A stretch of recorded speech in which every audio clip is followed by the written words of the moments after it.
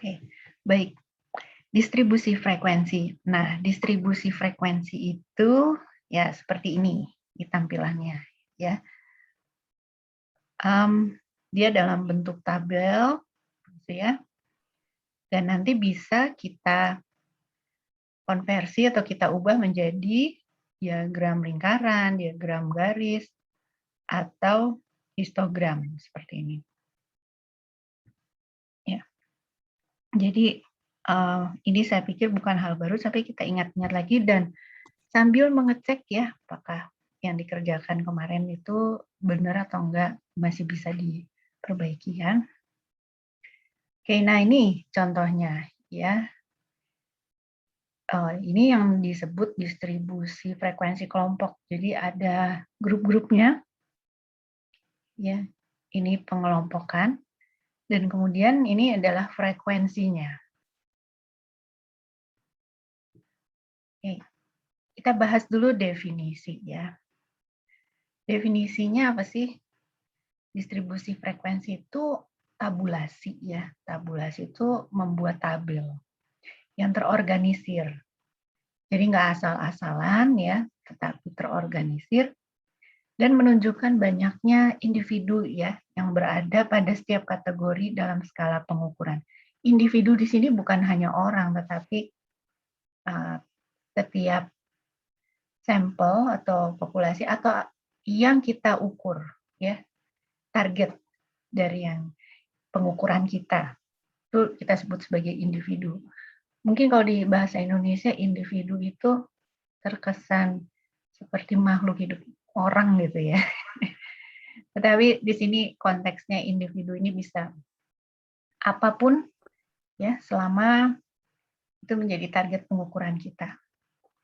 Nah, distribusi frekuensi ini nanti dapat berupa tabel atau grafik dan selalu menunjukkan ini ya, kategori yang membentuk skalanya itu apa. Terus ada frekuensi tadi kan, ada banyaknya individu dalam tiap kategori. Nah, kalau tadi ada istilah tabulasi, itu ya penyusunan menurut lajur-lajur tuh bisa kolom, bisa baris, ya, yang sudah disediakan. Jadi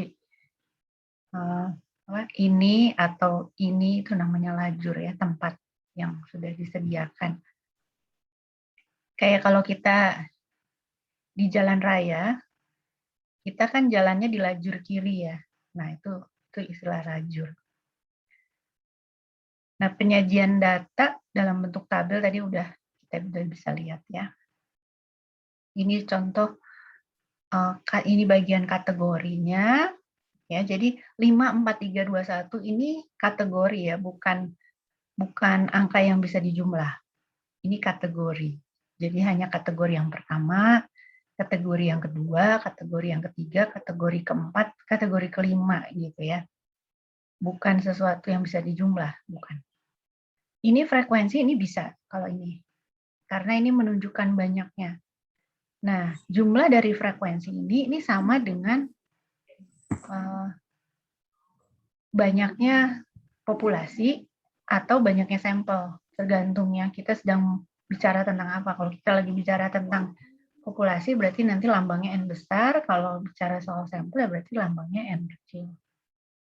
Ya, ini struktur tabel distribusi frekuensi ya.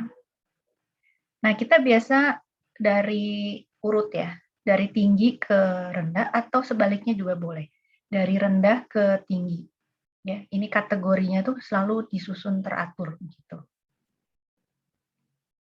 Nah, ini contoh lebih enak melihatnya ketimbang data aslinya. Gitu. Apalagi kalau kita punya 1000 data gitu ya. Kita tampilkan 1000 data begini ke samping gitu kan mabuk juga ya, apalagi kalau tidak berurutan. Oleh karena itu, distribusi frekuensi ini sangat memudahkan kita untuk menganalisis data ya. Yang jelas sebelum menganalisis kita bisa melihatnya dengan lebih enak dulu. Memahami data, itu yang paling penting. Memahami dulu, baru setelah itu nanti mau dipakai untuk apa? Analisis mungkin gitu ya. Oke. Nah, ini juga kemarin kita sempat ya kayaknya ya, ranking persentil. Ranking persentil itu, kalau ranking itu kan istilah peringkat ya. Jadi ada peringkat dari peringkat pertama, kedua, dan seterusnya begitu ya. Nah, ini dari yang paling rendah sampai yang paling tinggi, kita buat peringkat. Ya, kemudian kita ubah skornya itu menjadi persentil. Jadi seperti ini.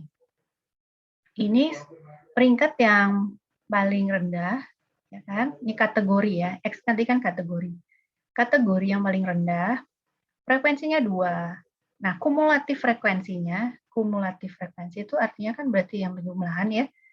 Kumulasinya ya karena dia paling rendah nggak ada sebelumnya, berarti dia 2 ditambah 0. Jadi di sini tetap saja 2. Nah, kemudian kita ubah menjadi persentil. Nah, untuk mengubah jadi persentil, kita perlu tahu berapa semua anggota kelompok ini. Kalau ini kebetulan karena lambangnya N besar, berarti ini lambang populasi ya. Berarti berapa ini semua populasinya?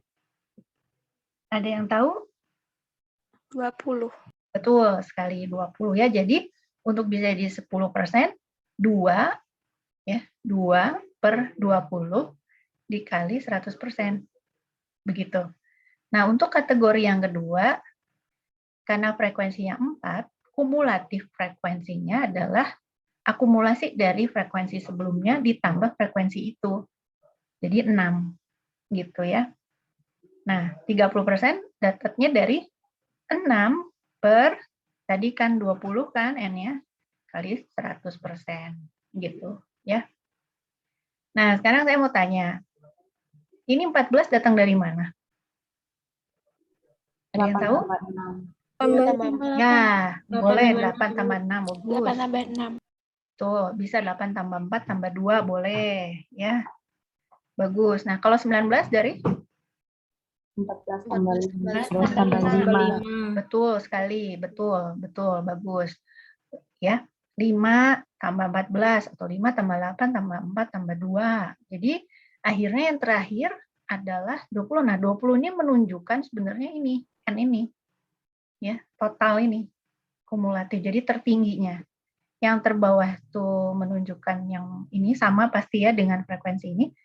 Yang tertinggi kumulatifnya itu menunjukkan akumulasi dari ini semua. Dan ini pasti 100%. Gitu. Ya. Cek aja kalau di sini nggak 100%, berarti ada yang salah. Gitu.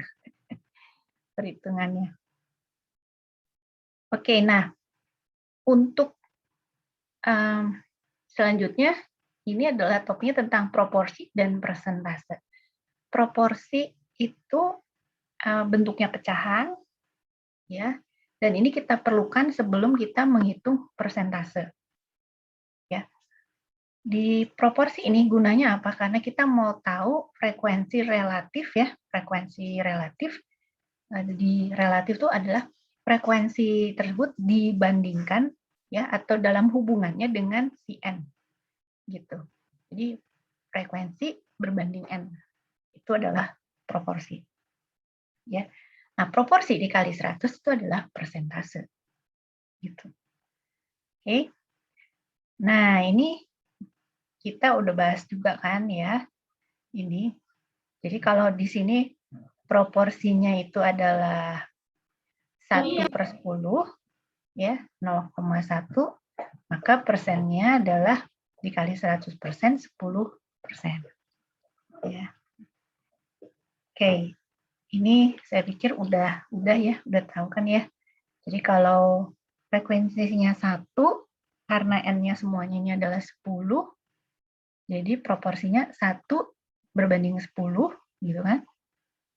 Itu adalah 0,1. Gitu. Oke, ini udah ya kemarin ya. Jawabannya yang mana, masih ingat nggak? 10. Betul ya. 10 dari mana 10? Dari mana 10? Penjumlahan frekuensi. Jumlah yang F ya. Bukan yang X ya, yang dijumlah. Jumlah yang F. Jadi 2 tambah 4 tambah 1 tambah 0 tambah 3. Jadi jawabannya adalah 10.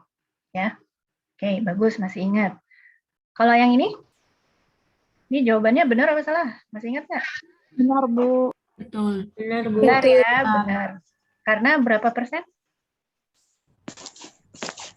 60%. 60%. Kalau yang kedua ini benar apa salah? Masih ingat nggak? Salah. Salah. Ya, betul, salah. Jadi bingungnya, ya betul, salah loh. Ya betul, jawabannya adalah salah loh, kan bingung ya.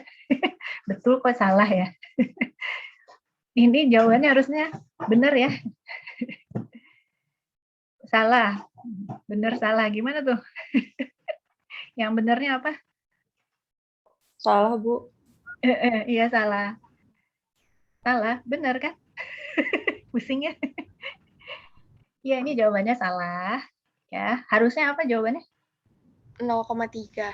Betul, P-nya harusnya 0,3 ya. Ya, gitu ya. 0,3. Oke, bagus, masih pada ingat ya. Sekarang kita lanjutkan. Ini belum kan yang bagian sini ya? Iya, Bu. Kalau belum kan ya? Belum, Bu. Belum. Oke, sekarang kita bahas distribusi frekuensi kelompok. Nah, kalau kita punya kategorinya banyak, misalnya dari 1 sampai 100, ada 100 kategori misalnya. Pusing ya, terlalu banyak gitu ya. Tabelnya bisa sepanjang apa gitu. Jadi bagusnya kategorinya kita kelompokkan saja supaya lebih sederhana. Cuma masalahnya kalau kita kelompokkan, maka informasi yang individual itu akan hilang. Ya, jadi skor individunya kita nggak tahu lagi berapa. Dan semakin lebar interval kelompoknya, semakin banyak informasi individu yang hilang. Ya, misalnya kayak gini. Kita kembali ke yang, nah ini. Ya, ini kan data individualnya kita tahu ya. Kategori 2 itu ada 3 frekuensinya. Kategori 3 ada 3. Itu kan kita tahu ya data individual ini.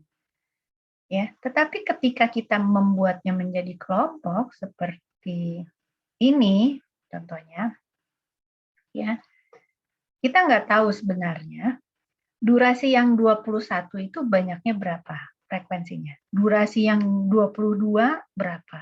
Ya, data individunya kita nggak tahu. Kategori 29 banyaknya iklannya berapa. Kategori 30 detik berapa. Kita nggak tahu. Ya, itu problemnya. Kita hanya tahu bahwa dalam kelompok ini itu banyaknya adalah 24. Gitu. Tetapi persisnya berapa, 24 ini terdiri atas berapa ya, 30-nya berapa, 29-nya berapa, kita nggak pernah tahu. Ya, itu problem dari distribusi frekuensi kelompok. Nah, sekarang bagaimana aturan untuk membuat kelompoknya? Ya. Aturannya adalah bahwa harus ya, jaraknya itu semua harus sama. Kemudian skor terendah itu dalam setiap kategori itu harus sama, ya, kelipatan. Jadi di lebar intervalnya itu kelipatan. Maksudnya gimana? Ini, ya. Ini yang skor terendahnya, ini 21, 31, ini kan skor terendah dalam setiap kelompok, itu harus berupa kelipatan. Jadi nggak boleh di sini 21, 30, 21, 29, terus di sini 30, berapa, terus ini nggak boleh. Ini harus kelipatan. Ya. Dan kemudian aturan yang sebaiknya diikuti, boleh diikuti, boleh enggak, tapi kalau diikuti itu lebih baik, ya. Kelas interval itu biasanya 10 atau kurang. Enggak lazim kalau dia di 9 misalnya gitu ya. Angkanya juga sederhana gitu. Kenapa begitu? Kalau kita buatnya enggak 10 sebenarnya enggak apa-apa ya, tapi yang lazimnya tuh biasanya kan kelipatan-kelipatan kayak kelipatan 5, 10, 20 gitu ya. Kalau di luar itu, misalnya kita mau bikin kelipatan, pokoknya setiap 999 gitu. Boleh aja, tapi kita harus punya pertimbangan alasan yang bijaksana gitu ya untuk kondisi-kondisi kayak gitu. Kenapa kita mau bikinnya nggak lazim gitu, nggak 10 gitu. Kenapa sih itu harus ada pertimbangannya. Ya. Nah, ini urutannya boleh dari rendah ke tinggi, boleh sebaliknya. Tuh ya. Oke. Sekarang kalau variabelnya diskrit ya. Kalau variabelnya diskrit sih nggak masalah, dalam distribusi kelompok tuh mudah banget ya, karena kita tuh individunya ya apa ya, skornya tuh kan sama ya, pengukurannya sama, skornya juga skor sesungguhnya, jadi nggak masalah gitu, nggak ada banyak problem gitu di sini. Jadi kalau individunya skornya sama ya dia pasti pengukurannya sama gitu. Nggak kayak kalau continue. Kalau continue itu sebenarnya hasil pengukurannya itu belum tentu sama karena ada real limits itu ya. Skornya itu kan dibulatkan ke nilai yang terdekat dengan real limits itu. Jadi individu dengan skor yang kita catat itu sama, belum tentu benar-benar sama. Lain dengan diskrit. Kalau diskrit, kita tulis dia 1, itu ya pasti 1. Si A1, B1 ya sama, itu sama, nggak akan ada perbedaan gitu. Ya. Tapi kalau continue, si A1, B1 itu belum tentu sama, karena ada real limits itu. Ya. Real limits itu apa sih? Real limits itu, ya kita ingat lagi ya, itu adalah batasan tiap interval gitu. Jadi ada yang upper atau score limit yang di atas, ada yang di bawah. Jadi kayak gini kan. Nah, ini tampilannya waktu itu. Jadi kalau kita catat pengukurannya itu 150, mungkin ini tinggi badan ya, 150 cm, belum tentu orang itu benar-benar setinggi itu. Mungkin orangnya itu sebenarnya 150,3 atau 149,6. Ya, tapi dia karena dia ada di rentangnya ini, maka pencatatan kita itu kita tulis 150 gitu. Kan Anda bisa ingat-ingat ya pengalamannya, kalau kita ngukur pakai penggaris gitu waktu masih SD dulu kan ya. Sebenarnya kan 2 cm tuh belum tentu benar-benar 2 cm ya. Mungkin karena pensil kita itu nggak tajam, jadi titik 2 cm-nya itu agak geser gitu kan ya. Nggak persis di 2 cm. Mungkin 2 cm, berapa gitu kan ya.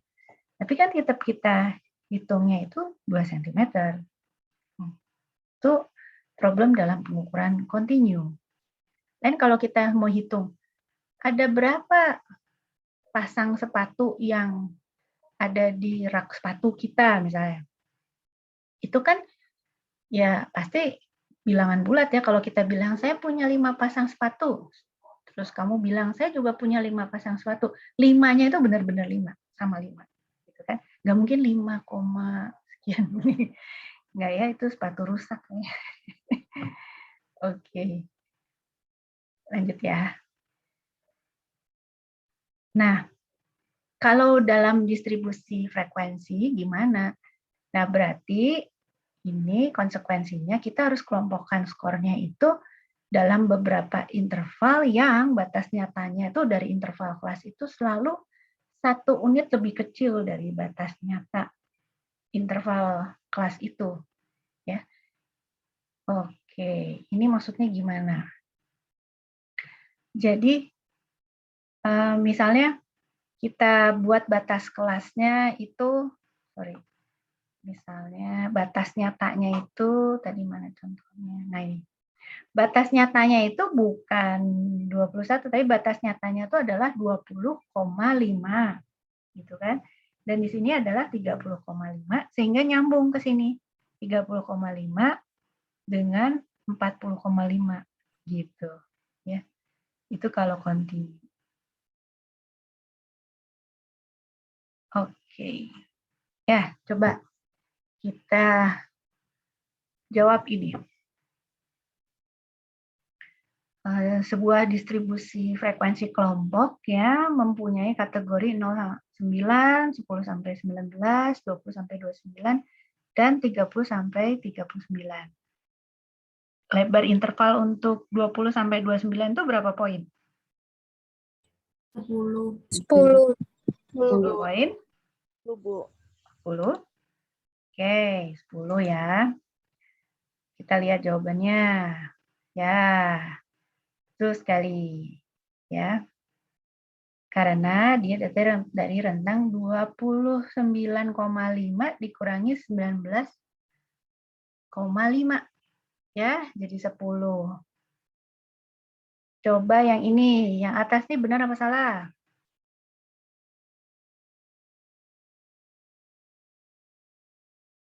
Bisa nggak kita tahu berapa banyak individu ya yang punya setiap skor di dalam sebuah tabel distribusi frekuensi? Bukan yang kelompok ya. Kalau yang bawah, kita bisa nggak tahu berapa banyak individu yang punya skor tertentu dalam distribusi frekuensi kelompok. Nah, Yang atas benar, Bu. atas benar. Yang Bawah? bawah salah. Salah. Oh, false, Bu. Ya. Salah. Atas Belum. benar, bawah salah. Oke, atas benar, bawah salah. Bawah false. Ya, oke. Oke.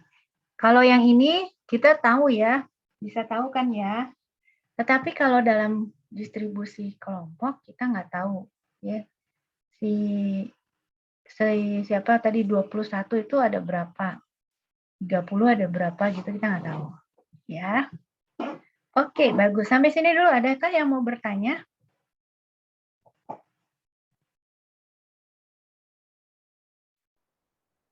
Ada yang mau bertanya? Bu, saya mau bertanya soal perbedaan dari persentil sama ranking persentil. Soalnya saya masih belum terlalu paham soal itu. Oh, persentil tidak perlu dibuat ranking. Kalau ranking persentil, maka kita buat persentil dari rankingnya.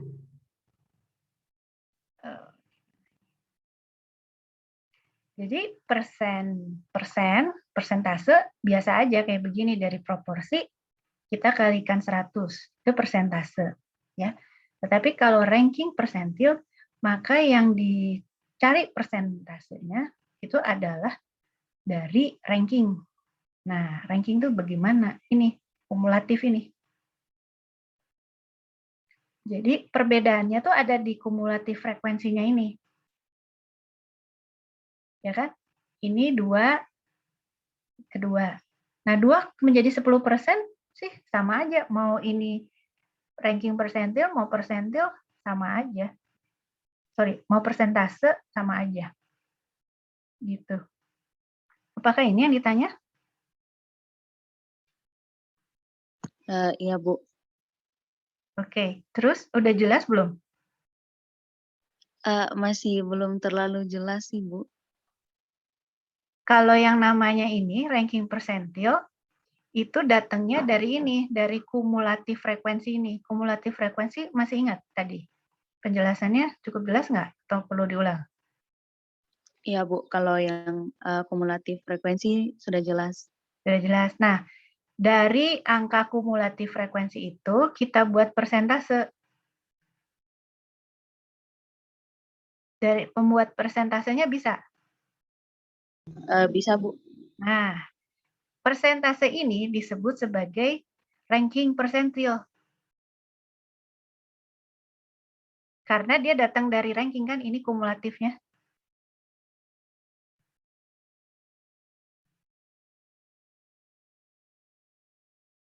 Paham nggak? Iya, Bu. Maksud Iya, paham. Nah, kalau persentase biasa ya pokoknya semua dikalikan persen saja begitu. Dia tidak berasal dari kumulatif frekuensi. Jadi kayak yang ini. Ini dibuat persentase ya begini, dibuat persen. Langsung saja, ini tidak berasal dari kumulatif frekuensi, tapi dari proporsi biasa saja. Gitu. Jelas nggak perbedaannya? Iya, Bu. Sudah jelas. Terima kasih, Bu. Oke, baik. Ada pertanyaan yang lain? Saya, Bu. Silakan. Kalau yang di ranking persentil itu apa boleh koma, Bu? Persennya. Terus itu nanti dibulatinnya gimana, Bu? Apa di ranking persentil itu boleh dibulatkan apa enggak? Ini, maksudnya ini. Iya, Bu.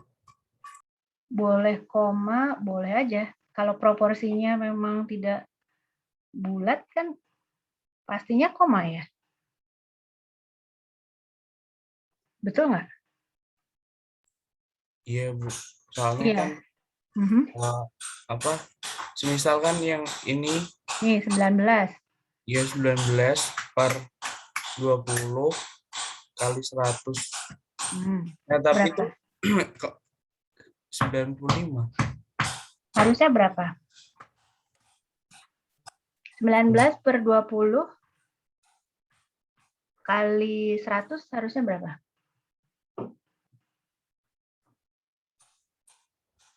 No, 95%, Bu. Pas kan? 95%? Iya. Terus misalnya yang ada komanya berapa kira-kira? Sebentar, Bu. Coba cari angka yang aneh.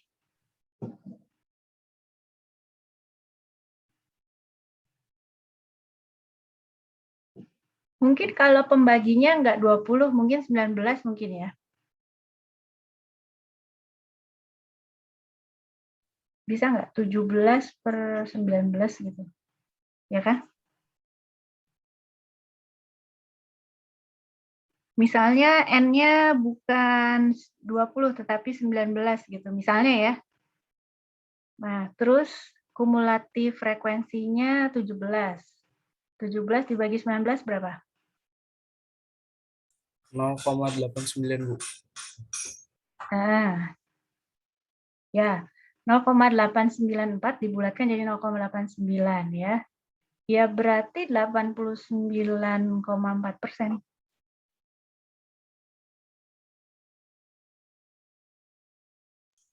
Berapa, Gitu? Bu? 0,9. Benar nggak? Kan 17 dibagi 19 itu berapa? 0,89. Belakangnya masih ada kan? 0,894, iya. Tapi kita bulatin jadi 0,89. Nah, kali 100 ya 89% kan? Oh, gitu. Benar nggak? Iya, Bu. Bu, Ya. berarti kalau di belakangnya ada koma itu dicantumin gitu ya, Bu, kalau persennya gitu. Berarti 89,4% gitu misalnya. Ingat aja aturan koma ya. Kalau komanya itu, ini saya coret bisa nggak sih? Coba ya, saya coba tulis.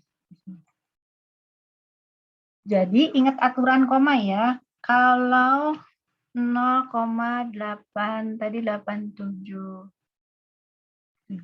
benar? 894, Bu. 8947 gitu ya. Nah, itu kalau dibulatkan, ini kelihatan ya? Yang sebelah kiri ini. Kelihatan, Bu. Nah, ini kalau mau dibulatkan jadi 2 angka di belakang koma, jadinya berapa? 0, berapa? 0,9. 2 angka di belakang koma. 0,89. Oke, 0,89 kan? Ya, kalau 3 angka di belakang koma jadinya berapa? 2,894. 0,895. Nah, 0,895. nah gitu. Kenapa kok 0,895? Tujuhnya dibulatin ke atas. Ya, Anda harus lihat angka yang paling belakangnya, ya. Kalau mau dibulatkan ke mau jadi 3 angka di belakang koma, lihat dulu yang angka yang ke berapa itu teh? Yang terakhir, ya. Kalau dia lebih dari 5 ke atas, maka 4 itu harus dibulatkan ke atas. Tetapi kalau di bawah 5, maka 4-nya dibiarkan jadi 4. Ingat kan itu aturan itu? Ya, benar nggak? Bener, Bu. Masih ingatkah aturan itu? Masih, Bu. Ya, jadi ingat yang dilihat di paling belakangnya. Kalau di paling belakangnya itu lebih 5 atau lebih besar, ya 4-nya dinaikkan, gitu. Tapi kalau kita mau nggak usah dibulatkan. Kalau 4 angka di belakang koma, 7-nya naik atau enggak? Kalau kita mau jadi bikin 4 angka di belakang koma, jadinya gimana? 0, berapa?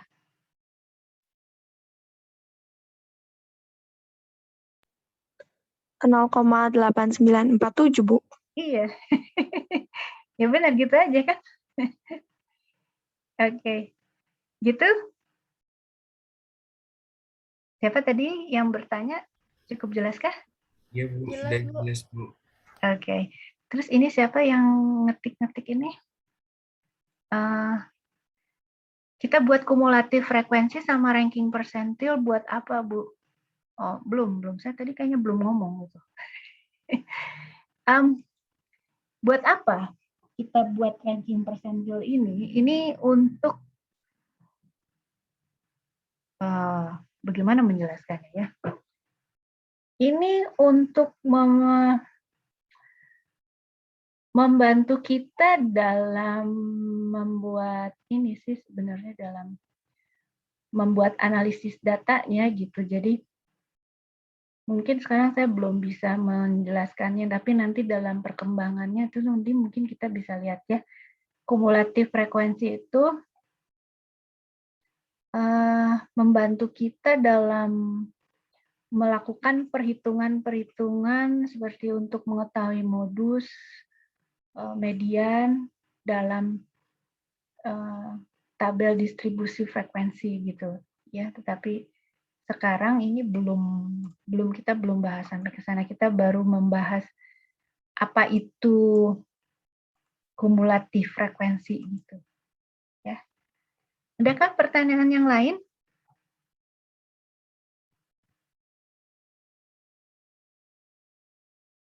Sementara itu dulu, kita lanjut. Lanjut ya. Bu. Oke. Baik, tadi sampai manakah?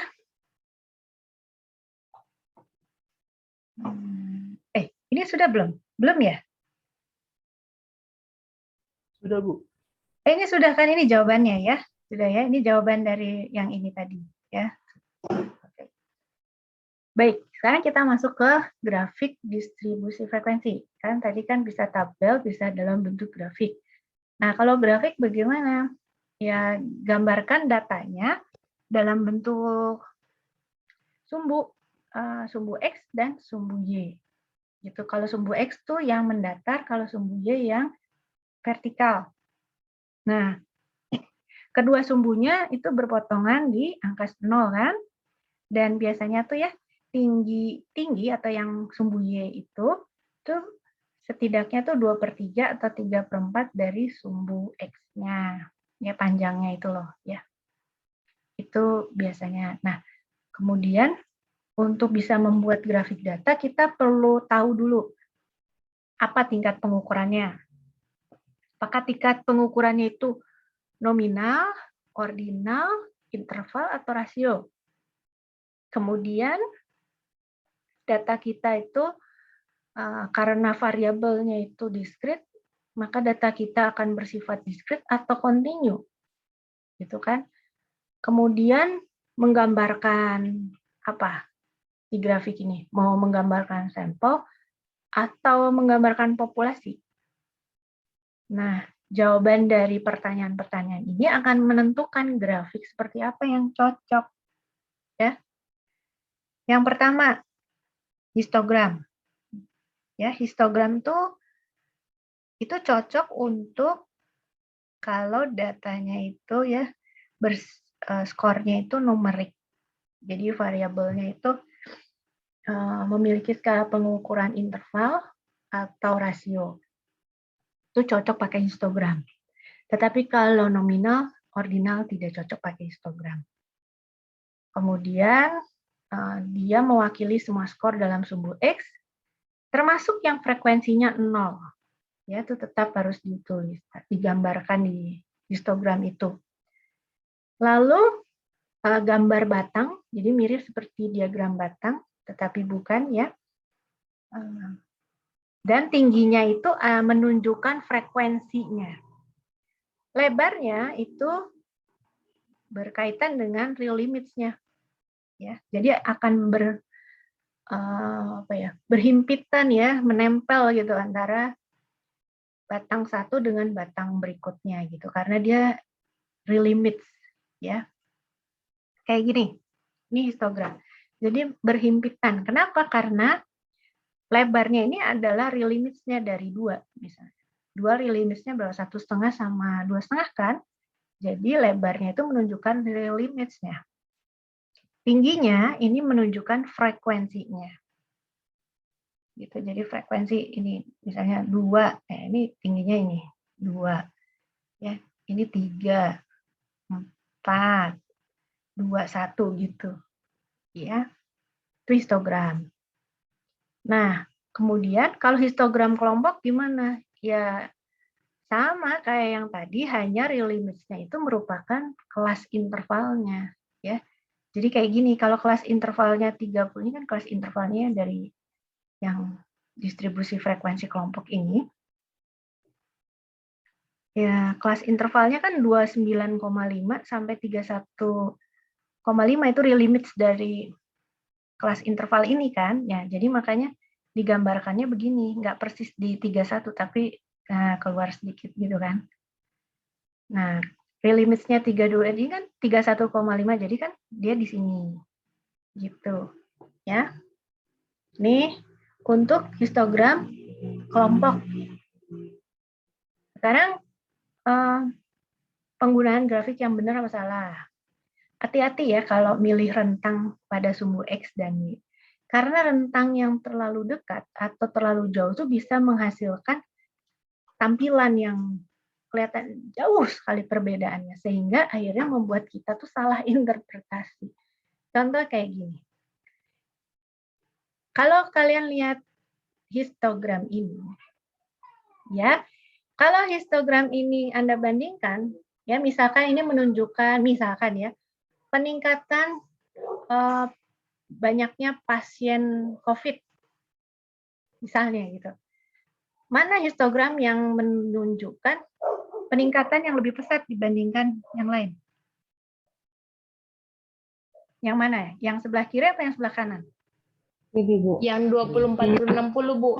Yang ini? Sebelahnya, Bu. Ini, peningkatannya lebih pesat? Iya. Kenapa dibilang lebih pesat? Karena intervalnya itu 20 ke 40, sedangkan sebelahnya cuma 42-44, Bu.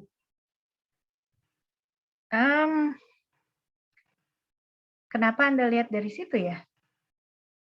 Kalau dilihat, nah kalau Anda nggak lihat ini gimana?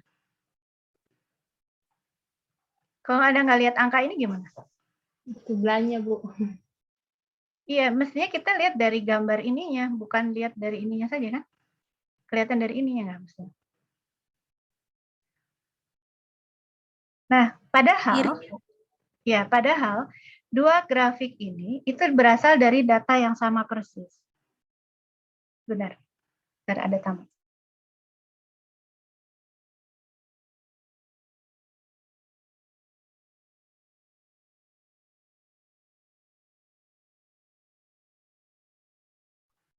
Lanjut ya. Jadi yang sebelah kiri dan kanan ini itu sebetulnya sama persis datanya. Ya, hanya karena ya mungkin tadi sudah memperhatikan ya, karena jarak-jarak ini dan jarak ini berbeda, ya ini jaraknya 2 dan ini jaraknya 20, ya tampilannya keduanya ini jadi jauh sekali berbeda. Padahal sebenarnya datanya tuh sama persis. Itu yang tadi saya katakan, ya hati-hati dalam memilih rentang pada sumbu X dan Y. Karena rentang yang terlalu dekat atau terlalu jauh itu bisa menghasilkan diagram yang tampak jauh berbeda. Ya. Ini jadi jauh kan, berbeda, sehingga bisa memengaruhi interpretasi kita. Gitu. Sampai sini bisa diikuti? Bisa, Bu. Tapi mau tanya, Bu. Boleh nanya. Lalu kalau gitu sebaiknya rentangnya itu berkisar berapa ya, Bu, yang baik? Nah, sebetulnya itu tergantung pada si pembuat grafiknya. Dia mau bicara apa? Itu yang pertama. Dia mau menunjukkan, mau memberikan impresi apa kepada pembacanya yang melihat grafik itu. Apakah dia mau mengatakan bahwa peningkatannya biasa-biasa aja, gitu kan? Atau dia mau menunjukkan peningkatan yang rendah, atau ekstrim, atau pesat, ekstrim pesat atau ekstrim rendah. Nah, itu tergantung pada si pembuat grafiknya. Begitu. Menjawab pertanyaannya nggak? Menjawab, Bu. Oh, jadi tergantung dari penulisnya saja ya, Bu. Mau Betul. buatnya jadi seheboh apa kalau tinggi-tinggi gitu. Betul. Atau sebaliknya. Betul Oh, sekali. Ya. Baik, Bu. Terima kasih, Bu. Oke. Baik, lanjut ya.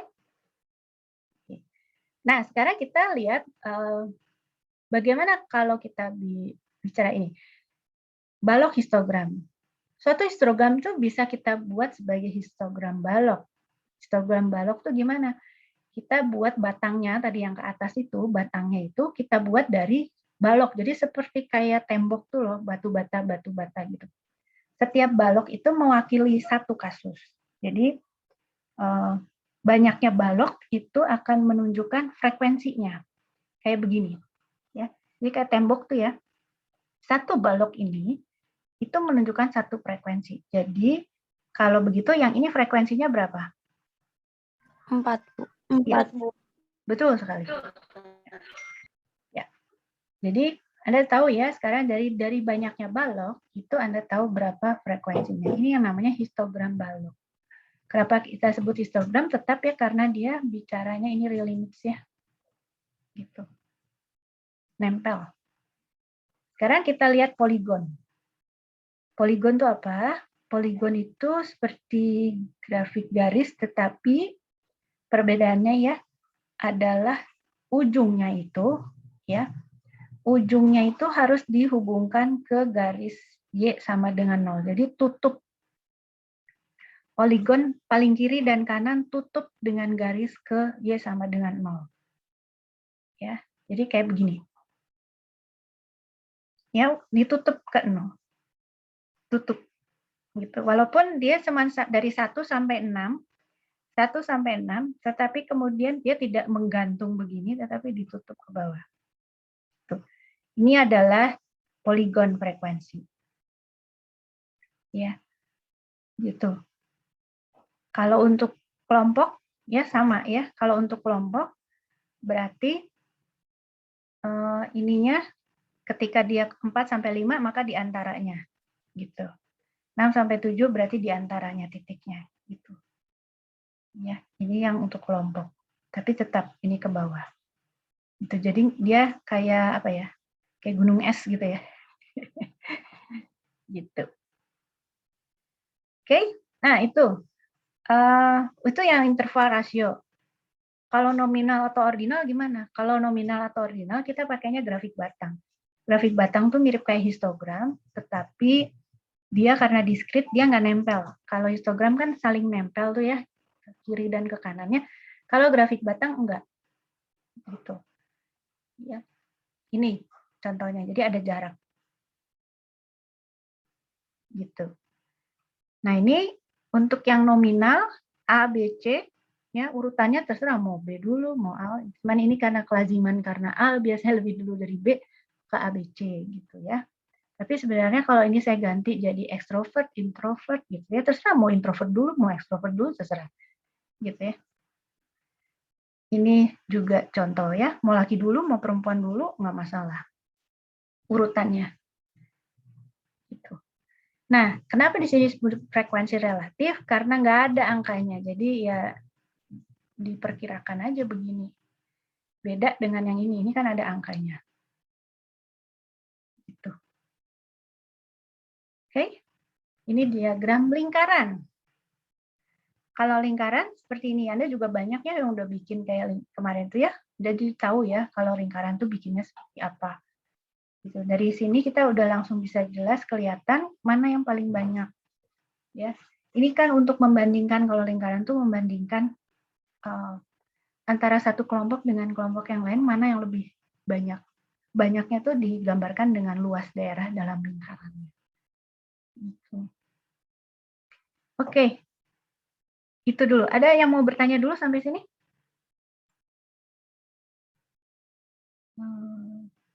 Frekuensi relatif nggak ada angkanya, biasanya digunakan untuk apa? Biasanya untuk menggambarkan mana aja yang lebih banyak. Jadi kayak mungkin di kelas ini perbandingan laki-laki dan perempuannya itu kemungkinan besar kan kebanyakan perempuan. Jadi kemungkinan besar gambarnya akan begini. Gitu. Kalau perbandingannya jauh gitu, kira-kira perbandingannya jauh nggak? Kalau seperti di elektro mungkin ya, elektro tuh wanitanya mungkin jauh sekali berbeda ya, banyaknya daripada laki-laki gitu ya. Mungkin sedikit sekali perempuannya. Mungkin barang langka gitu ya kalau di elektro. Nah, itu saya akan buat wanitanya mungkin cuma segini, prianya segini. Gitu. Ya, Bu, saya mau tanya, Bu. silakan nanya. Yang seperti pastikan yang pertanyaan dari Lena sih, Bu. Jadi frekuensi relatif itu seperti hipotesis gitu ya, Bu. Maksudnya belum ada apa sih namanya perhitungannya, jadi cuma perkiraan awal saja ya begitu, Bu. Ya, mungkin kita nggak punya data angka yang lengkap mungkin ya, yang membuat kita bisa memberikan kepastian seperti yang ada di sini ya, begitu. Oh iya, Bu. Terima kasih, Bu. Mungkin sambil menjawab pertanyaannya Gracia sekalian itu ya, begitu ya, Gracia. Oke? Bu, Apa? Di data tabel frekuensi berkelompok itu kan ada interpolation tuh kan, Bu. Nah, kalau itu tuh kayak gimana sih, Bu? Interpolasi? Aku ada lihat di e-book gitu kan, Bu. Dia masuk di tabel distribusi Bu, frekuensi berkelompok. Terima kasih, Bu. Interpolasi, saya memang nggak bahas lebih detail soal interpolasi karena saya nggak pakai untuk materi-materi selanjutnya gitu. Tetapi kalau nanti suatu saat membutuhkan, biasanya Anda sudah ini belum? Sudah pernah sudah mempelajari tes inteligensi belum? Belum, Bu. Nah, mungkin saya kasih contoh sedikit ya, tapi kita nggak bahas itu. Jadi gini, kalau ya tabel begini, mungkin saya gambar sebentar, saya ambil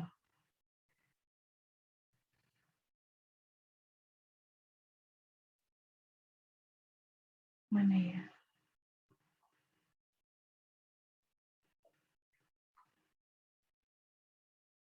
Nah, ini kebetulan kan, sebentar, ini ya, kayak gini, tabel. Nah, misalkan ya, ini bukan durasi iklan, tetapi adalah IQ misalnya ya, IQ. Oh, sorry, keliru. IQ-nya yang sebelah kanan.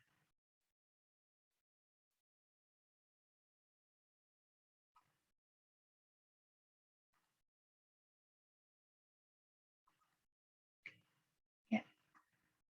Ini ya, misalnya ya. Nah, katakanlah yang di sebelah sini adalah IQ-nya. Misalnya nggak ada IQ. Ini adalah skor hasil tes yang kita peroleh gitu ya. Misalnya ini skornya saya kasih lambang X ya. Nah, sekarang saya mau tahu gitu ya. Kalau orang itu skornya 35 misalnya, IQ-nya berapa dong, gitu kan? Di sini nggak ada apakah yang skornya 31, 32, 33, 34, 35 itu IQ-nya sama 54 gitu kan? Menjadi pertanyaan ya. Itu kayak mau tahu data individu tadi ya. Oh, gimana nih carinya kalau 35 berarti IQ-nya berapa? Nah, ini kita cari dengan cara interpolasi itu. Gitu. Cuma karena kita nggak pakai dalam mata kuliah ini, saya nggak bahas ke situ. Kira-kira gitu, Karen. Baik-baik, Bu. Terima kasih, Bu. Kebayang ya maksudnya? Ya, kebayang. Oke, yang penting Anda jelas. Ada pertanyaan yang lain? Saya mau tanya, Bu. Nah, yang frekuensi relatif itu dapatnya dari mana ya, Bu? Kalau cuma perkiraan gitu. Biasanya kan kita kasih kayak kuesioner, terus kita tahu jumlahnya, terus ada nilainya gitu, Bu. Terus kalau frekuensi itu relatif itu dapatnya dari mana? Sebenarnya sih dari Atau data dari kita juga. lihat saja? Nggak mungkin kan kita nggak berdasarkan data. Hanya gini deh, sebenarnya prinsipnya adalah saya nggak mau menyajikan data itu seperti yang ada di sini gitu. Saya hanya ingin menyajikan gitu, membuat pembaca itu bisa melihat perbandingan antara laki-laki dan perempuan dengan cara yang sederhana. Jadi saya tidak dalam kepentingan saya pengen ngasih tahu loh, wanitanya itu sekian, prianya sekian. Sebetulnya itu intinya. Gitu. Saya cuma pengen memberikan informasi kepada pembaca bahwa perbandingan antara pria dan wanita tuh kira-kira begini nih, gitu. Tapi saya pasti punya data, gitu. Gitu sih.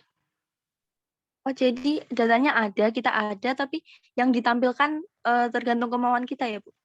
Iya, saya pengen menyajikannya gitu supaya pembaca bisa lihat ini, dan saya nggak kepengen pembaca itu terbebani dengan angka-angka ini, gitu.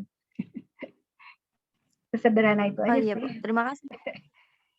Kira-kira gitu. Jadi kalau dibilang hipotesis bisa juga ya. Kira-kira begini ya. Karena angka ini nggak jelas gitu kan, persisnya berapa. Yang baca juga nggak tahu kan angkanya. Gitu. Makasih, Bu. Sama-sama. Ada yang mau tanya lagi? Saya, Bu, Mm-mm. kalau grafik batang ini bisa buat data yang kelompok nggak sih, Bu? Atau kalau kelompok kitanya pakai histogram aja? Kelompok. Karena ini kan sudah kelompok ya. Kelompok perempuan, kelompok laki-laki gitu sih.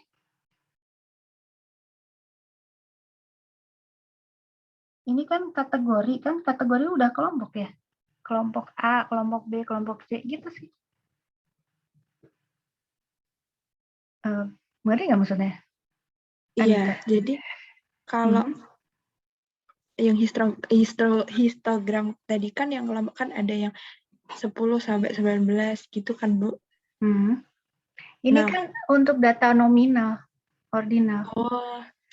Oh iya. belum move on, Bu. Belum nyambung ya.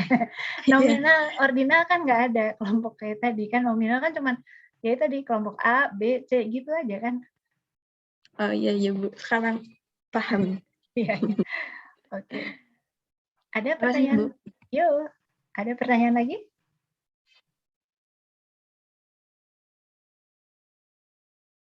Belum ada? Bu. Oke, kalau gitu lanjut dulu ya. Oke. Nah, jadi gimana kalau untuk populasi?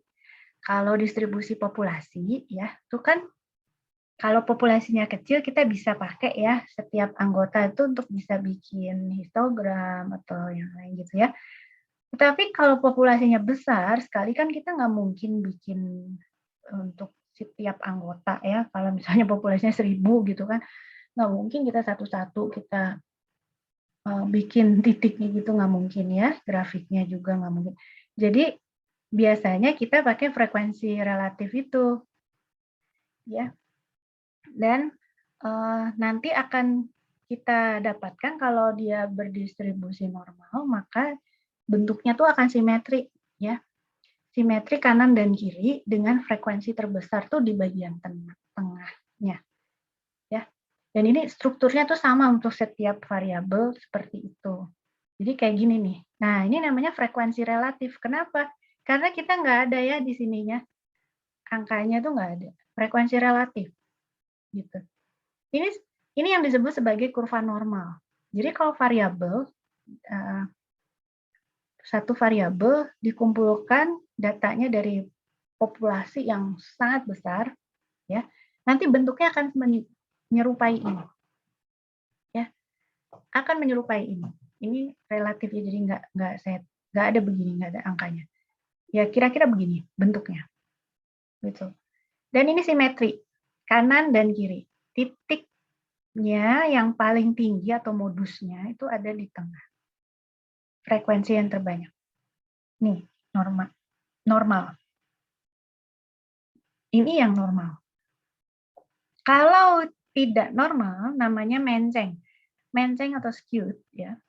Itu titik tertingginya di sebelah kiri atau di sebelah kanan. Nah, kalau titik tertingginya di sebelah kiri, maka akan ada ekor di sebelah kanan.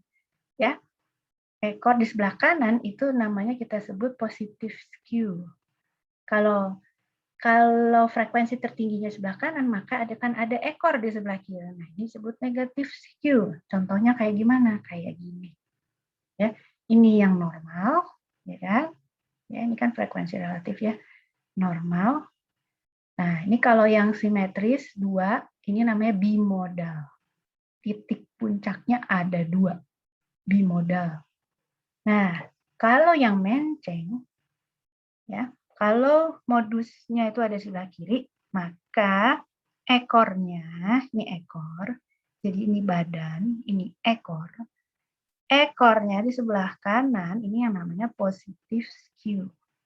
Kalau ekornya sebelah kiri, ini yang namanya negative skew. Gitu. Ya. Nah, coba. Dari gambar itu namanya apa? Positive skew. Positive skew. Bagus, masih ingat ya, positive skew. Ya. Kalau yang ini, yang atas, benar apa salah? Benar nggak kalau kita pakai histogram untuk menggambarkan status pernikahan orang tua, yaitu single, menikah, bercerai. Ini dari apa? Dari sebuah Salah. Harusnya apa? Bukan histogram tapi apa? Diagram batang. Diagram batang. Itu karena ini data nominal ya. Ini kategori kan, jadi nggak bisa dibuat histogram. Nah kalau yang ini waktu ya, waktu yang waktu anak bermain bersama anak lain, itu bisa pakai histogram nggak? Bisa, Bu. Bisa, Bu. Nah, karena waktu itu skala pengukurannya interval rasio kan, ya, jadi bisa pakai histogram. Oke, bagus. Ada yang mau bertanya?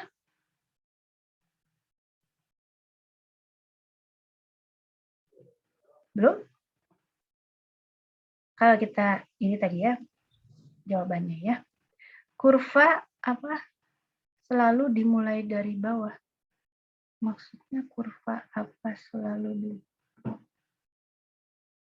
untuk kurva apa selalu di apakah kurva selalu dimulai dari bawah? Maksudnya gitu ya kali ya. Ini maksudnya dari bawah gini. Nggak mungkin dari atas gini gitu maksudnya? Oh. Enggak, bisa juga bentuknya kayak U gitu bisa juga kurva. Tetapi kalau yang namanya kurva normal, ya kurva normal tuh selalu begini bentuknya. Gitu. Oke. Adakah yang mau bertanya lagi? Saya mau tanya, Bu. Silakan. Yang ada gambar 4 kurva tadi, Bu. Ini? Iya. Jadi yang atas itu kan kurva normal, yang bawah itu kurva menceng gitu ya, Bu?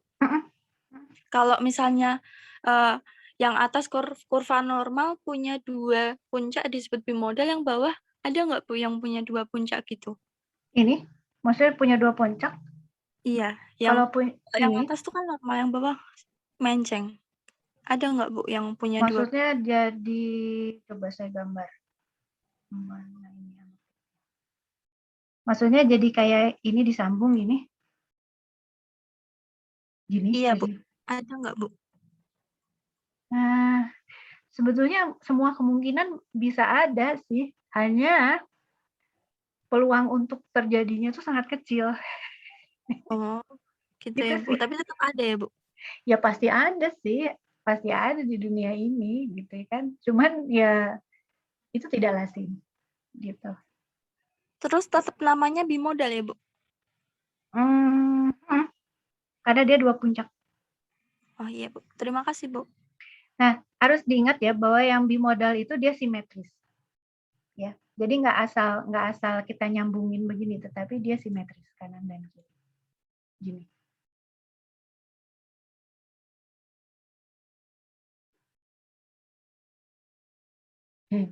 Receh. Enggak ah, gue nggak receh. Gue uang kertas 100 ribuan.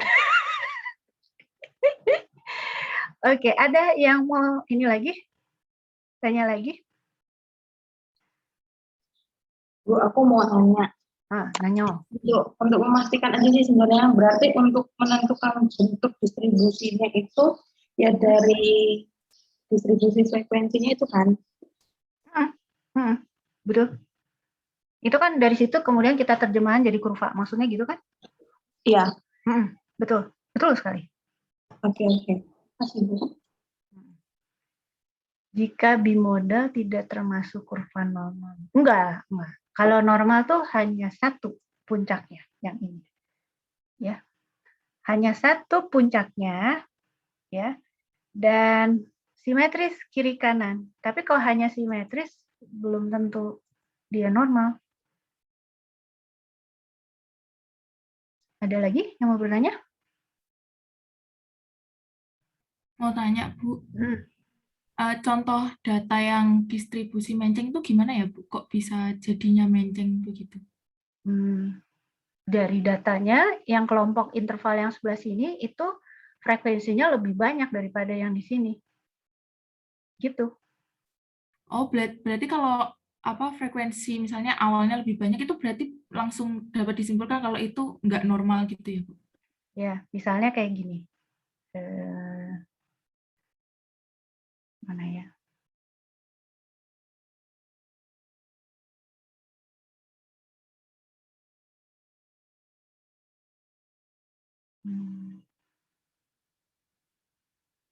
Nah, ini. Kalau ini kira-kira normal nggak? Normal, Bu. Normal ya. Tapi kalau misalnya yang di sininya lebih banyak, di sini 100, 190, nah gitu-gitu, kan jadinya gini kan? Gitu kan? Oh, iya, Bu. Iya kan? Iya. Oke, ada yang mau tanya lagi? Ibu mau tanya. Terkait diagram batang sama histogram tadi itu gimana ya cara kita bisa nentukan mau pakai diagram batang atau histogram? Soalnya tadi syarat itu dari ininya, dari skala pengukurannya. Kalau skala pengukurannya itu interval atau rasio, tuh cocoknya histogram. Gitu. Tapi kalau skala pengukurannya itu mana tadi? Nominal atau ordinal, kita pakai grafik batang. Gitu. Oke, Bu. Makasih. Iya. Ada yang mau tanya lagi?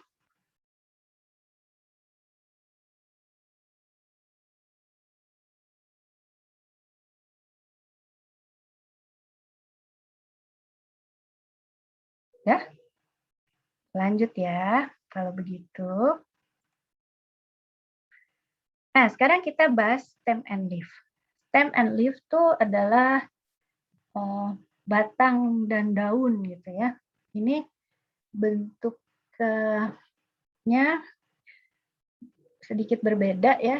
Ini untuk menyederhanakan data, ya, diciptakan oleh yang namanya Taki ini. Dia membuat data itu tampil lebih sederhana. Ya. Caranya gimana? Kita buat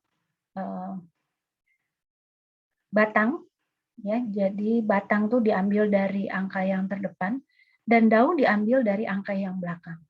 Kalau angkanya 205, maka kita selalu berpatokan si daun ini yang di belakang, ya, dan batangnya ini kita ambil 20 gitu. Nah, dengan demikian kita bisa mengubah data ini menjadi seperti ini. Caranya gimana? 83. Nah, 83 itu kan batangnya jadi 8. Lalu kita tulis di sebelahnya daunnya 3. 62. 6, sebelahnya kita tulis 2. 71. 7, kemudian kita tulis 1. 76, ini sudah ada, kita tinggal tulis 6. 85, 8 sudah ada, kita tinggal tulis 5. Dan seterusnya sampai 76. Dengan demikian, secara sekilas Anda bisa lihat ini. Ini bentuk kurvanya seperti apa? Bentuk kurvanya kan kira-kira begini ya. Dan ini menceng. Gitu kan? Bisa lihat? Bisa, Bu. Ya. Bisa, Bu. Gitu. Nah, ini adalah kegunaan dari stem and leaf. Oke, ada pertanyaan? Bu mau tanya, kalau misalkan kita menyajikan data pakai yang metode stem and leaf tadi, untuk yang di bagian daunnya itu, penulisannya itu nggak harus urut dari yang terkecil gitu ya, Bu? Nggak harus. Nggak. Oke, Bu. Terima kasih. Oke. Ada yang bertanya lagi? Saya mau tanya, Bu. Tak tanya. Siapa dulu nih? Cindy dulu. Ya. Kalau contohnya datanya 100, Bu. Ada 100, misalnya di sini ada 100, gitu? Iya. Atau angkanya 100? Datanya angkanya 100, ya. Oh, angkanya 100. Jadi misalnya kita punya, di sini ada 100 gitu. Maka kita tulis di sini 10, lalu di sini berapa? 0. Yes, gitu, Sin. Oh ya, baik, Bu. Terima kasih, Bu. Oke. Tadi satu lagi siapa? Saya, Bu, mau memastikan aja. Jadi yang batang tuh yang depan, angka yang paling depan, terus yang batang itu yang paling belakang, Bu. Betul. Jadi yang sebelah sini itu leaf, ya, daun. Yang sebelah sini itu batang, stem.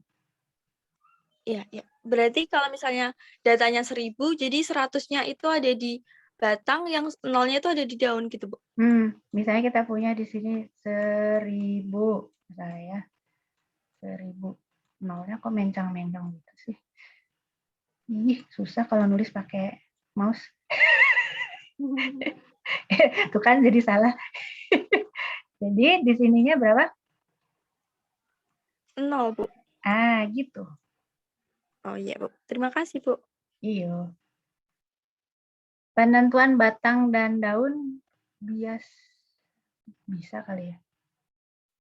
Dibuat dari interval yang, maksudnya interval yang mana? Interval mana? Emang ada interval? Kayaknya nggak ada interval deh. Ini dari data, nggak ada intervalnya. Enggak. Oke. Ada yang mau tanya lagi? Bu. Siapa dulu? Karen dulu ya. Kalau misalkan datanya ada muncul nih, Bu, 71 2 kali. Itu ada kemungkinan nggak, Bu, kayak muncul 71 2 kali? Terus kalau untuk tulis stem and leaf-nya gimana, Bu? Ya biasa aja. Gitu aja. Misalnya 71-nya keluarnya di sini misalnya ya, di sini. Terus gimana? Ditambahin aja 1 di sini. Nah ini 6 juga ada nih, 6, terus ini ada 6. Nggak apa-apa kan? Ya, dapat. Terima kasih, Bu. Sama-sama. Cindy? Saya, Bu. Kalau mau tanya lagi, Bu, kalau contoh datanya angkanya 250, berarti stemnya itu 2, leaf-nya 50 ya, Bu? Enggak dong. Kayak yang ini tadi, yang 100 nih. Jadinya gini kan? Berarti 25 dan 0 gitu ya, Bu? Yes, gitu. Lalu Bu, saya mau tanya lagi Bu. Jadi kan penentuan kurvanya itu kan tergantung dari daunnya itu. Nah, kalau contohnya seperti yang tadi Ibu gambarkan yang dituju kan angkanya kan lebih banyak tuh Bu. Berarti apakah semakin tinggi kurva puncaknya itu tergantung pada banyak angka yang terdapat di data 7 gitu ya Bu? Betul. Oh, jadi mainnya dari situ aja ya Bu, tergantung dari banyak angka yang menginjak angka 7 seperti itu ya Bu? Betul. Oh, ya baik Bu. Terima kasih Bu. Ya, jadi kita lihat dari frekuensinya aja ya, gitu. Oke? Ya. Ada yang mau tanya lagi? Berarti buat kurva yang di sini itu bakal tetap variatif ya Bu, nggak bakal mungkin cuma normal aja atau salah gitu? Ya, normal atau enggak kan tergantung datanya. Kita misalnya mengumpulin data di kelas ini misalnya ya. Ya data tinggi badan di kelas B ini. Ya mungkin hasilnya menceng, mungkin nggak normal, mungkin kan nggak berbentuk kurva normal gitu, tapi mungkin berbentuk kurva menceng bisa aja kan? Gitu sih. Jelas nggak? Jelas Bu, makasih Bu. Oke. Iya. Ada lagi yang mau tanya?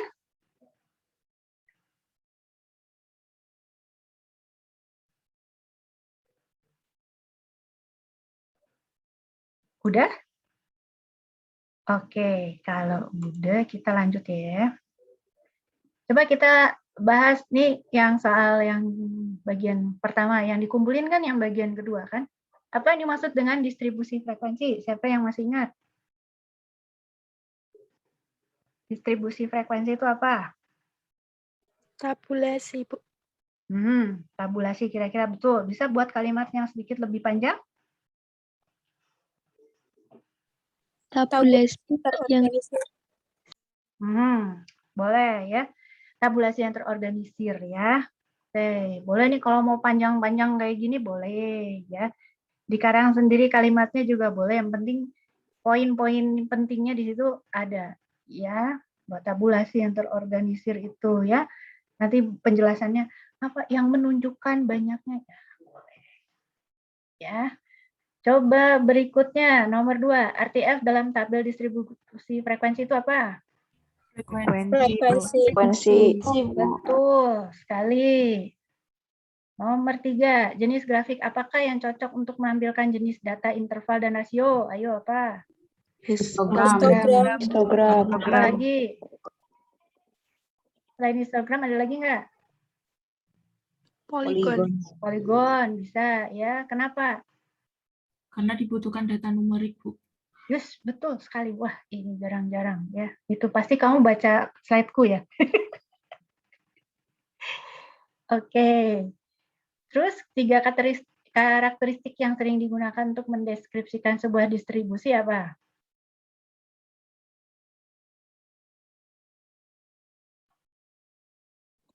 Bentuk, terus tendensi sentral. Ya, betul. Variasi. Ya. Tendensi sentral itu kecenderungan pusatnya ada di mana ya? Kalau pusatnya di tengah, berarti sentral tendensi gitu ya. Variasinya tuh ke kiri apa ke kanannya tuh lebarnya gitu ya. Betul. Jadi kalau yang kayak gini nih. Kalau kurvanya gini dengan kurvanya gini. Mana yang variasinya lebih besar? Yang kanan, Bu. Bukan. Kiri. Ya, Kiri, karena Bu. ini variasi datanya dari yang kecilnya sampai yang besarnya itu lebih besar ininya ke sininya ketimbang yang ini. Gitu loh maksudnya. Jelas nggak? Jelas, Bu. Jelas, Bu. Ya, jadi itu akan membentuk distribusinya. Kalau variasinya kecil ya dia jadinya kan kayak mancung gini ya. Anjingku ngorok.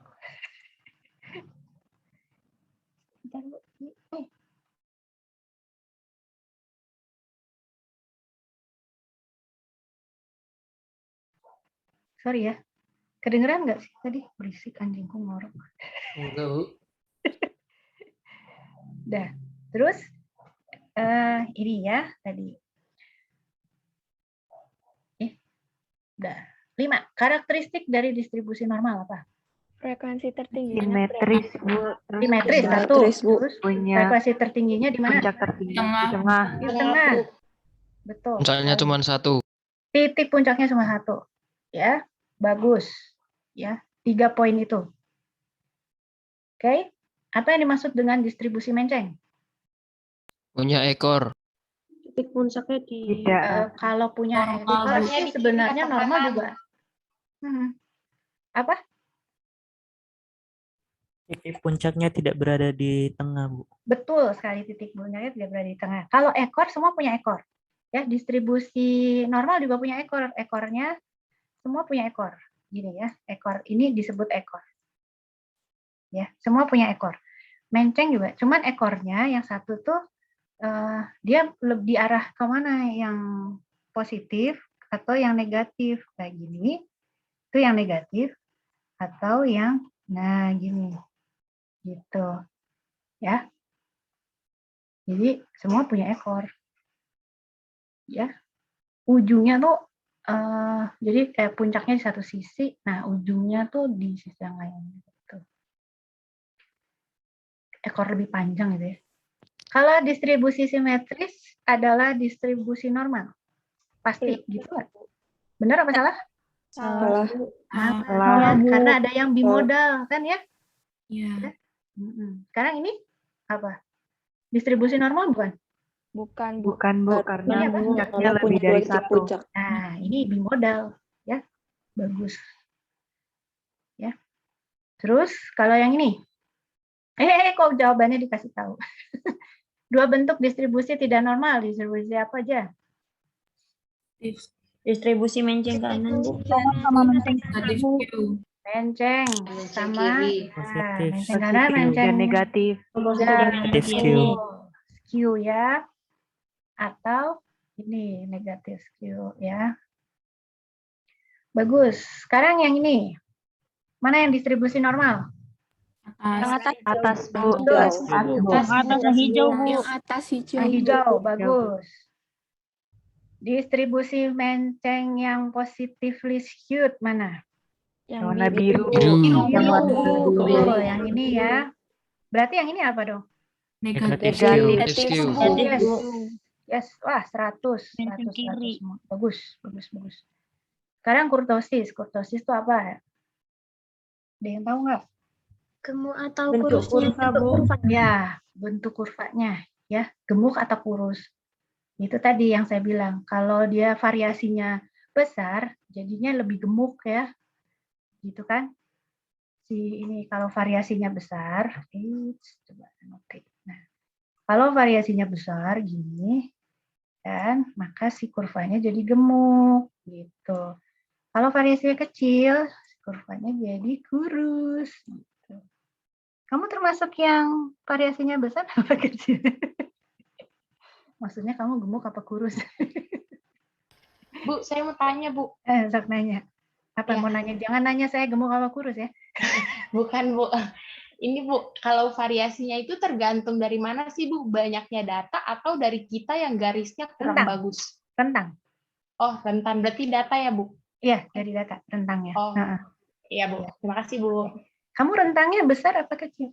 Maksudnya kamu gemuk apa kurus? Jadi sekarang kalau nanya yang sopan gitu ya, kamu variasinya besar atau kecil gitu. Itu biar sopan gitu ya, maksudnya kamu gemuk atau kurus. Atau kamu kelihatannya kamu variasinya semakin besar ya, maksudnya semakin gemuk gitu ya. Bercanda ya. Oke, lanjut. Oke, ini platykurtosis. Ini saya cuma kasih tahu aja. Ini leptokurtosis ini yang kurus, ini yang normal. Tuh, ya. Saya cuma kasih tahu aja, ini bukan soal. Karena tadi kita nggak bahas.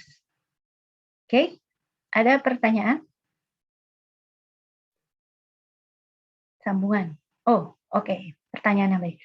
Apa kira-kira penyebab sebuah set data bisa membentuk distribusi seperti A? Tadi apa penyebabnya?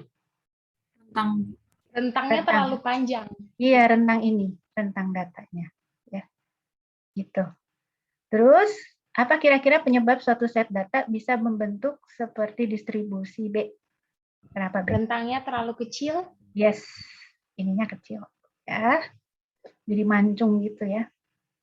Apa kira-kira penyebabnya bisa membentuk distribusi C? Normal? Normal rentangnya. Ya, biasa aja. Jadi kalau normal ya rentangnya baik-baik saja ya, nggak terlalu besar, nggak terlalu kecil, dan frekuensinya juga biasa aja gitu ya. Gitu, guys. Sekarang yang ketiga, distribusi kurtosis itu sama dengan distribusi normal nggak?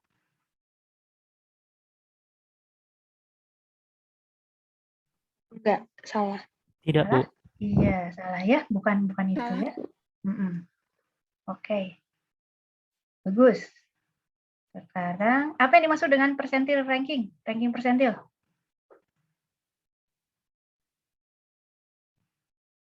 Ranking persentil apa? Persentase individu dalam distribusi, Bu. Dalam distribusi. Ya, oke ya. Dalam distribusi dengan skor pada atau di bawah nilai tertentu ya, gitu. Kan kumulatif tadi kan. Nah, coba frekuensi kumulatifnya dari 18 misalnya, gimana tuh? Informasinya apa yang bisa kamu ceritakan? Hasil dari 13 tambah 5. Hasil dari 13 tambah 5. Nah, itu cara menjumlahnya. Tetapi apa yang bisa kamu ceritakan tentang data ini kalau kumulatif frekuensinya 18? Memiliki kategori skor 9 dengan frekuensi 5 dan ranking persentil 90%. Jadi mungkin bisa bicara. Jadi kategori 9 ini bagaimana frekuensinya? Yang punya kategori 9 dan ke bawah yang lebih kecil gitu ya, 9 dan yang lebih kecil itu banyaknya adalah 18, gitu kan? Benar nggak? Jadi kamu bisa bicara bahwa untuk kategori 9 dan ke bawah, ya 9 dan yang lebih kecil, itu frekuensinya, kumulatifnya itu 18 ya. Jadi ini ke bawah ini semua banyaknya 18. Dan persentilnya gimana ini? Persennya. Kategori 9 dan ke bawah itu berapa persen? Banyaknya? 90, Bu. 90. Persennya 90%. Artinya apa? Banyak ya di sini. Sisanya yang kategori di atas 9 itu hanya sisa berapa? 10%. Gitu kan? Gitu. Itu gunanya kita tahu frekuensi kumulatif. Katanya datanya kebalik dari ke besar, masalah. Iya, masalah. Jadi kebalik ngitungnya. Dari atas ke bawah, bukan ke bawah. Dari bawah ke atas. Baby, jika disuruh menggambar tabel distribusi frekuensi, apakah harus selalu disertakan? Enggak harus. Enggak harus. Kalau butuh aja. Gitu. Gitu ya, Babe? Oke, Babe? Yes. Nah, kalau begini, ya, perhatikan begini. Lalu, persentil ke 80, itu yang mana? 9. Yes, betul sekali ya. Terus ranking persentil dari skor 7 berapa? 10%. 10%, Bu. Ya, betul sekali. Berapakah persentil ranking dari skor 10? X sama dengan 10? 100%. 100%. Ya, 100. Apa arti dari skor X sama dengan 9 memiliki frekuensi kumulatif 9 sebesar 8? Itu yang tadi saya cerita. Frekuensi kumulatifnya 8 itu artinya apa?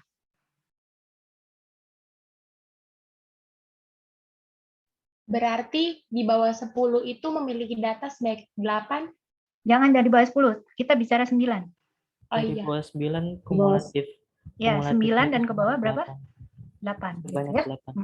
Banyaknya 8. Betul, bagus. Ya. Oke. pertanyaan di chat ini apa? Ralat, mau tanya kalau datanya kebalik dari kecil ke besar nggak masalah, nggak apa-apa ya berarti dari atas. Kumulatifnya berarti dari atas gitu. 100%-nya ada di bawah. Gitu aja sih. Terus apa nih? Tabulasi yang terorganisir yang menunjukkan banyak apa sih nih? Aku nggak ngerti yang pertanyaan tabulasi yang terorganisir ini apa sih? Itu salah pertanyaan, Bu. Oh, Terus ralatnya yang di gitu. bawah. Oh, salah kopas. Oh, alah. Ya. Oke deh. Yes. Map. Waduh, map nih maksudnya apa? Maksudnya maaf atau map ini? Itu, Bu. Iya. Kalau map kan itu ya yang buat kita cari jalan-jalan itu ya. Oke, ini berikut ini adalah tabel distribusi frekuensi ulangan siswa. Jika yang memperoleh nilai sama dengan 4 dan lebih rendah harus mengikuti remedial, berapa banyak yang harus ikut remedial? Ayo. 5. 9. Ah, ya. Dari mana 9? 4 tambah 2 tambah 2 tambah 1. Iya, betul sekali. Nah, itu kumulatif tuh gunanya seperti itu.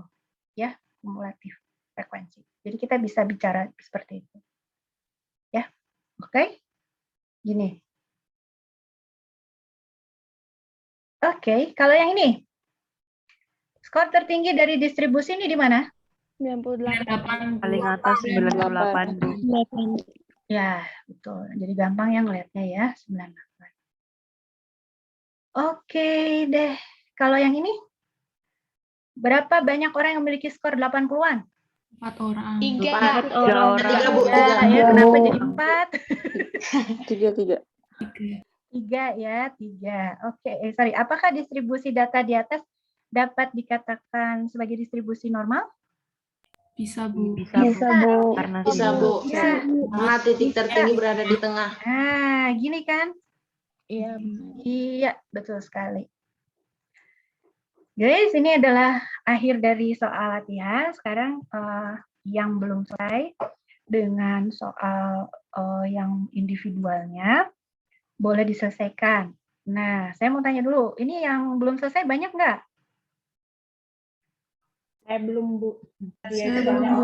Oke. Belum, Bu. Nah, kalau begitu saya bukakan breakout room supaya bisa bekerja di dalam kelompoknya ya.